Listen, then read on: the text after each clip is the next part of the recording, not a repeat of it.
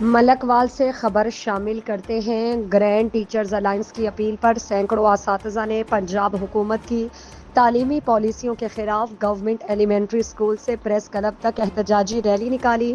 اساتذہ نے پنجاب حکومت کے خلاف نعرے بازی کی۔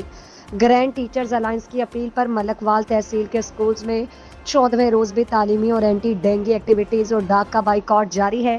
تحصیل بھر کے اسکولز کے سینکڑوں اساتذہ نے government elementary school railway colony Malakwal سے پریس کلب تک احتجاجی ریلی نکالی۔ ریلی میں مرد اور خواتین اساتذہ نے شرکت کی۔ ریلی کی قیادت پی ٹی یو کے رہنماؤں راجہ ذوالفقار علی، مدثر بخاری، جہانگیر سپرہ، عمر گوندل، ملک کرام، حامد گوندل، اشتر شاہین، میڈم نسیم محمود، میڈم زبیر انور نے کی۔ مظاہرین نے ہاتھوں میں بینرز اور پلے کارڈز اٹھا رکھے تھے۔ مظاہرین نے لیو ان کیشمنٹ، پینشن رولز میں تبدیلی اور اسکولز کے نجکاری کی حکومتی پالیسیوں کے خلاف نعرے بازی کی۔ مظاہرین سے خطاب کرتے ہوئے راجہ ذوالفقار علی، مدثر بخاری، عمر گوندل، پروفیسر فاروق احمد اور دیگر نے اسکولز کے نجکاری کی حکومتی پالیسی سے اختلافی بیان دینے پر گورنر پنجاب کا شکریہ ادا کیا۔